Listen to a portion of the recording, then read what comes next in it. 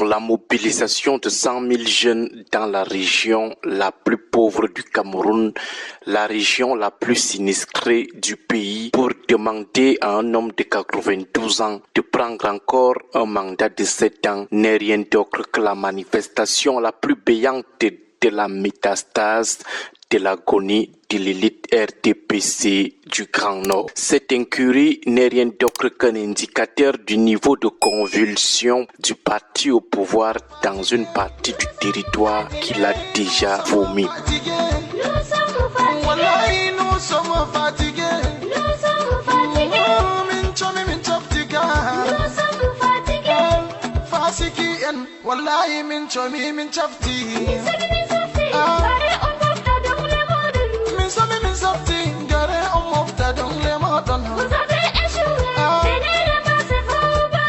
Vous avez échoué, venez ramasser vos bagages.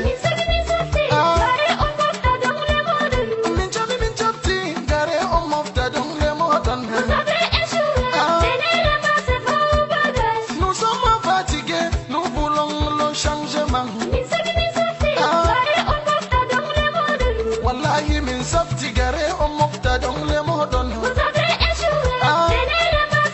Ceux qui ont à tort érigé le Grand Nord en sanctuaire de moutons politiques sont aujourd'hui aux abois parce qu'ils n'avaient pas su qu'un jour les enfants du coin se lèveront pour démentir bruyamment ces préjugés qui ont été longtemps construits par des opportunistes impopulaires. Ils n'avaient malheureusement pas compris que tout a besoin d'une maintenance, y compris le mensonge. Oui, le mensonge a aussi besoin d'une maintenance assidue. Il ne suffit pas seulement de le construire, il faut aussi l'irriguer et l'entretenir. Aujourd'hui, ils sont rattrapés par leur incompétence à engraisser le mensonge autour de la consécration des populations du Grand Nord en bétail électoral, en mouton politique.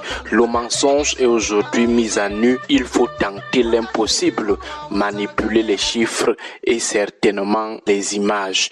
Oui, il s'agit d'une grossière manipulation. Il n'y a aucune place de fête à Maroua qui peut contenir 100 000 personnes, même 100 000 bébés, ce n'est pas possible. En plus, au regard de l'adversité politique anti-renouveau qu'opposent ces derniers temps les fils de la région de l'extrême nord, il est complètement illusoire de penser que le RDPC peut mobiliser 100 000 personnes pour la cause biaïenne dans la région.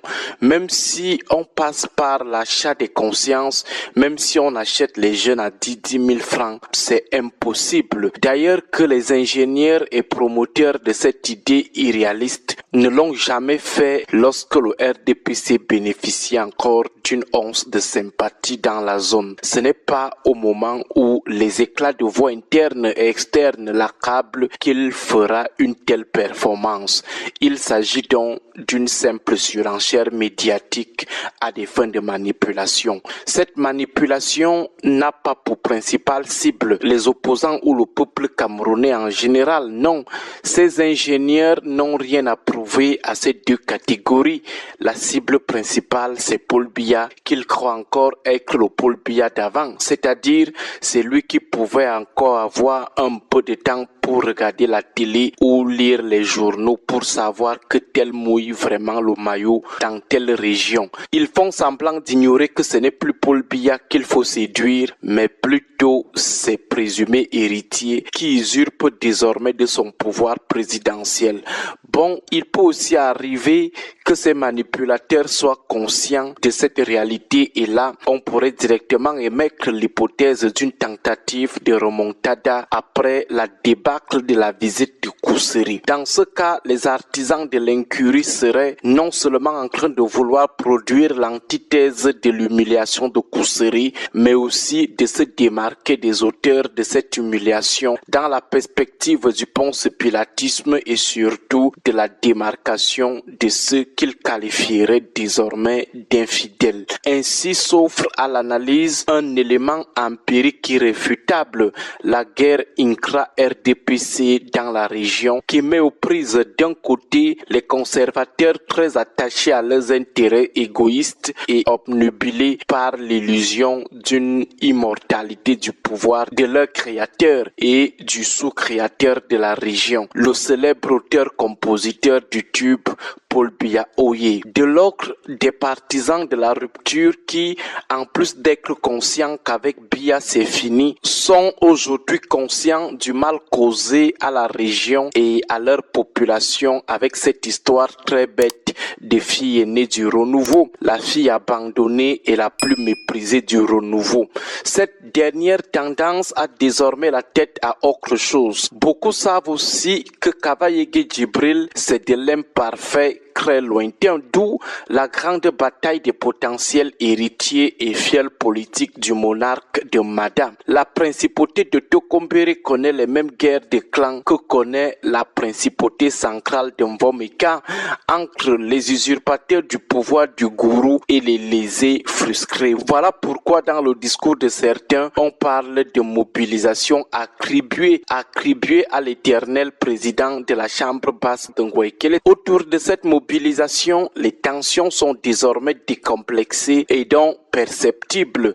Dans le département même du prince de Mada, ça bouillonne. Certains cadres du parti ont même interdit et d'autres suspendu les enrôlements des jeunes pour aller faire foule à Maroua. Nous parlons bien des cadres du RDPC du Mayo Sava. Globalement, à regarder de près, la mobilisation des rêveries de Maroua en projection est à inscrire dans la suite des batailles entre les fils du renouveau de la région, les conservateurs opportunistes inarrêtables et les partisans de la rupture qui conjuguent désormais leur champion national et local à l'imparfait. Une bataille qui puise dans des allégeances tribales locales. Élite Mosgoum, Kotoko et Arabouchoua dans le Logon et Chari, Podosco, Matal, Mada, Kanouri et Zouglo dans le Mayo Sava, Mundang, Tupuri, Peul dans le Mayo Kani, Massa, Masai et Tupuri dans le Mayo Danai, Mafa, Nkolta, Mandara, Kanouri et Okre dans le Mayo Chanaga, Peul, Gizga, Moufou et Okre